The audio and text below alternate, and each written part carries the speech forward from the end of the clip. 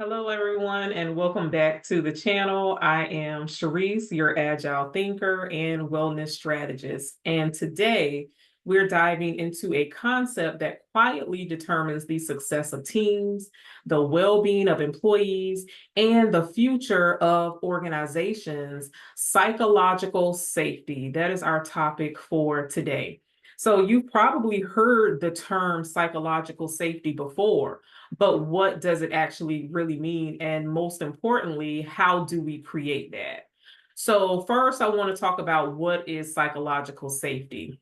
Imagine that you are in a meeting, you have a great idea or maybe a question, but you sort of hesitate to ask that question or share that idea with the team. So you think, what if I sound stupid? Or what if my boss thinks that I'm not on top of things? Or what if people don't agree? So you decide that you're going to stay silent.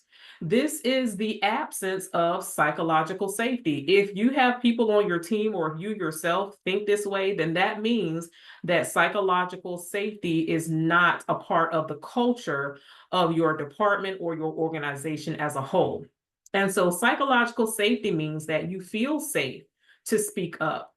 You can ask those questions. You can admit your mistakes. You can also feel free to share concerns. And you can even disagree without fear of being embarrassed or being punished by your leader or even rejected by your leader and the rest of the team. And so this term was popularized by a Harvard professor by the name of Amy Edmondson, who found that the highest performing teams were not those who made the fewest mistakes, but actually it was found in those who feel safe enough to actually admit them. So, why does this matter as it relates to agile thinking? So, in environments where psychological safety is high, people feel like they belong and that their voice actually matters. And so this leads into more innovation, better collaboration with team members, and actually problem solving becomes faster for you and the team. Let me give you an example. Google, one of my favorite companies, all right?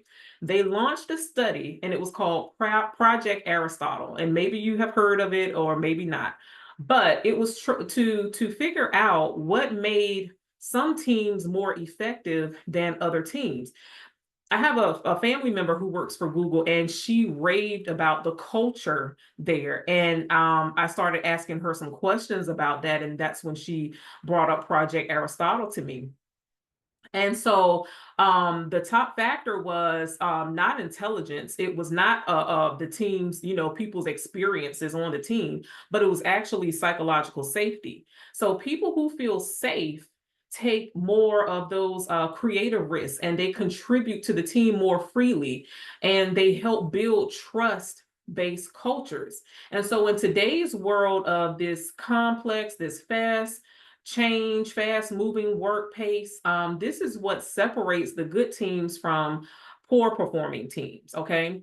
So now, a quick note: psychological safety does not mean that this is a free pass to be careless or unaccountable. No, there is still accountability here. Okay. It doesn't mean that you have to avoid hard conversations or sugarcoating feedback. It means that you can have those hard conversations because of the foundation of trust being so strong.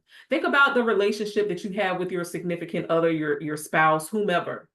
You had to build a foundation of trust. And once you built that trust, then you became vulnerable and you felt safe to share all parts of you. The same thing needs to happen in the workplace. You can challenge an idea without attacking a person.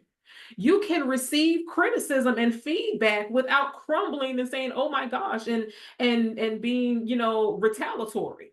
Okay? So sadly, psychological safety, it can be fragile. But there are subtle habits that will quietly destroy this in the workplace. And I'm gonna outline those real quick. So first things first, people who are rolling their eyes and sighs during meeting. Here she goes again, and the eye rolls, when someone starts talking. Okay. What about the leaders who interrupt or talk over others? You're not providing psychological safety there. Um, Blaming someone or shaming them when something does go wrong, as if it's not a teachable moment there. When there's favoritism or inconsistency in how people are treated, yes, you are failing at psychological safety. If you are micromanaging everyone on your team and you're dismissing their ideas without even discussing it with them, that's not psychological safety. So over time, these types of environments of silence where people shut down, it creates this environment of silence where people shut down and their creativity begins to die. So this is why everyone just performs well, and tries to stick within that small bubble, of okay, well, I'm just gonna skate on through and get through this.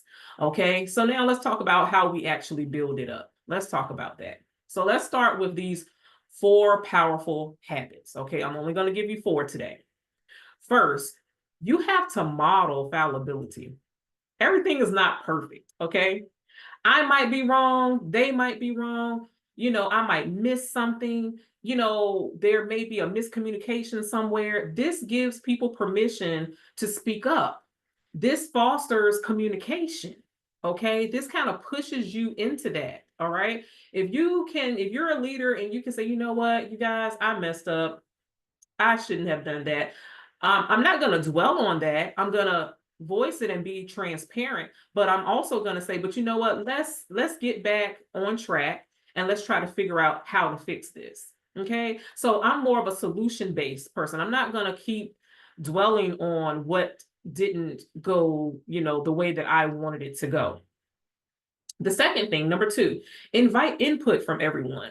Ask them, what do you think? Because let me tell you something.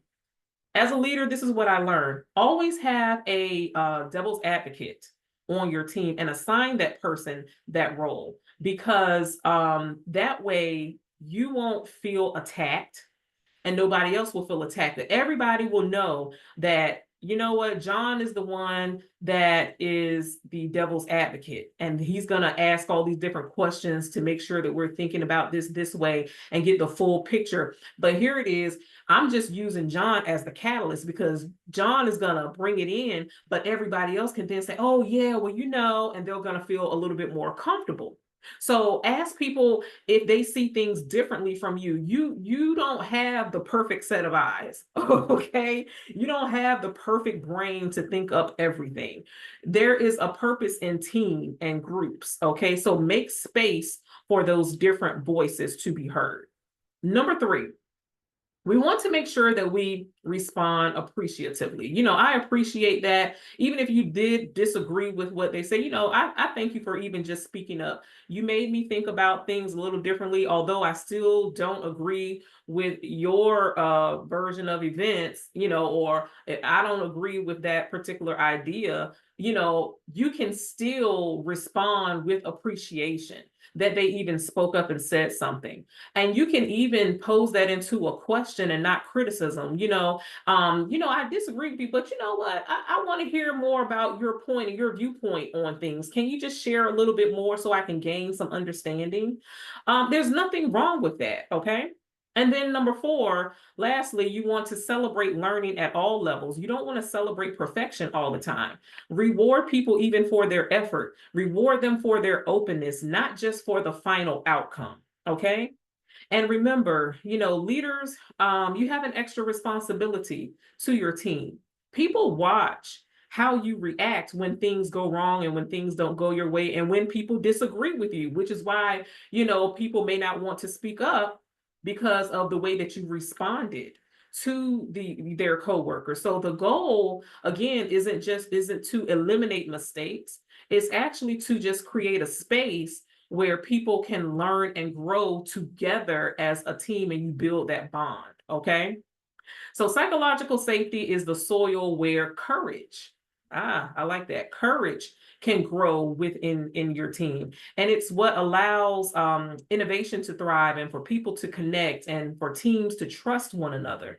Because when people feel safe, they stop surviving They stop living in survival mode or fight or flight mode, and they start contributing.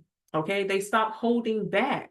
They start to lift others up, and next thing you know, there's this big synergy going on, right?